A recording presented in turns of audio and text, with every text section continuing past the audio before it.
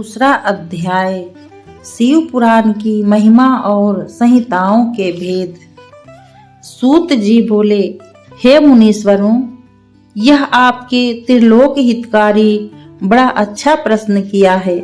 मैं आप लोगों की ऐसी रुचि देखकर श्री गुरु जी का स्मरण कर जो कहता हूँ उसे आदर सहित सुनिए। कली के पापों का नाश करने वाला परमार्थदायक शिव पुराण नामक ग्रंथ सब ग्रंथों से उत्तम और वेदांत सार का भी सर्वस्व है, जिसके पढ़ने सुनने से मनुष्य सर्वोत्तम शिव गति को प्राप्त होता है। जब तक इस ग्रंथ का उदय नहीं हुआ है तभी तक कलयुग में ब्रह्मा हत्या आदि पाप फैल रहे हैं। शास्त्रों के झगड़े, नाना प्रकार के उत्पात, क्रूर यम के भटों की निर्भयता, तीर्थों का विवाद, सत्यदान और देवताओं की मान्यता संबंधी विवाद तभी तक महितल पर हो रहे हैं जब तक श्री शिव पुराण का पृथ्वी पर उदय नहीं होता है। जब यह प्रत्यक्ष हो जाएगा तब शास्त्रों के परस्पर झगड़े आदि सभी इसकी गर्जना से समाप्त हो जाएंगे, क्योंकि भगवान वेद व्यास के कहे हुए इस पुराण का बहुत महत्व है।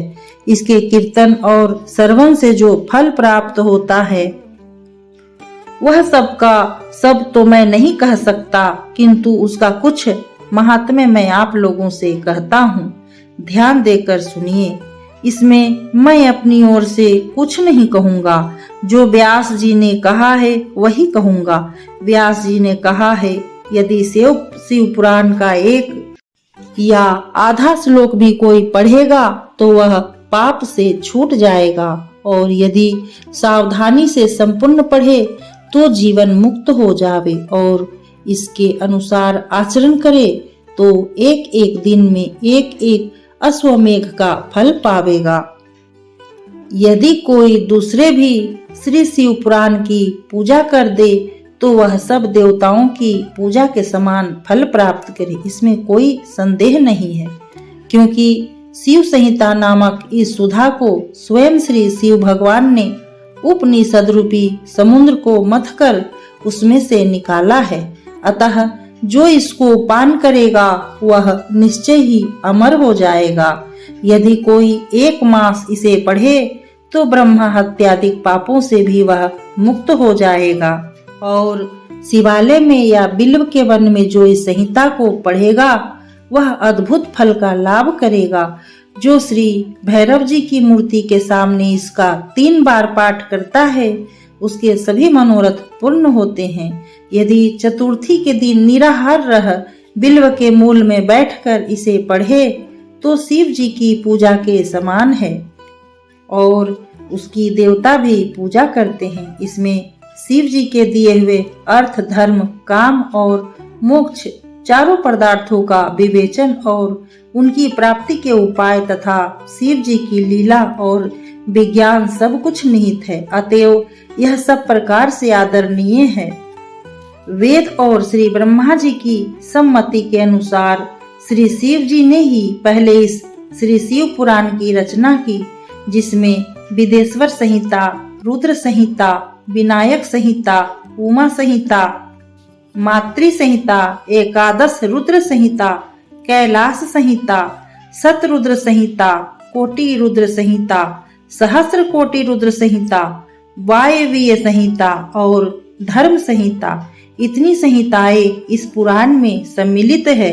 ये सभी पुण्यतर है। इनमें विदेश्वर, रुद्र, विनायक ये तीनों संहिताएं 10-10 हजार तथा उमा और मातृ ये दोनों 8-8 हजार, और एकादश रुद्र संहिता 13,000, कैलाश संहिता 6,000, सत्र रुद्र संहिता 3,000, कोटि रुद्र 9,000, सहस्र कोटि रुद्र 11,000, वायवीय संहिता 10,000 और धर्म संहिता 12,000।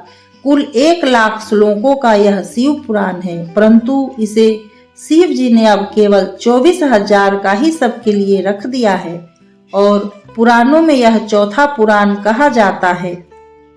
परंतु अब इसमें 7 संहिताएं ही प्रधान है।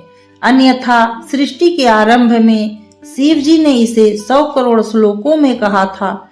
अब यह 24,000 संख्याओं वाला शिव पुराण केवल इन 7 संहिताओं में ही शेष रह गया है। यथा विदेश्वर संहिता, रुद्र संहिता, शतरुद्र संहिता, श्री कोटि रुद्र संहिता, श्री उमा संहिता, श्री कैलाश संहिता और वायव्य संहिता। जो इस सप्त संहिता युक्त श्री शिव महापुराण को आदर सहित पूरा पढ़ेगा वह जीवन मुक्त हो जाएगा। यह सब पुराणों का तिलक और सब जीवों का कल्याण दाता है। इसमें वेदांत और विज्ञान सब कुछ पूर्ण रूप से निहित है। इसे परम आदर से पढ़ने वाला शंभु प्रिय हो परम गति का लाभ करता है। इति श्री शिव महापुराण विदेश्वर संहिता का दूसरा अध्याय समाप्त।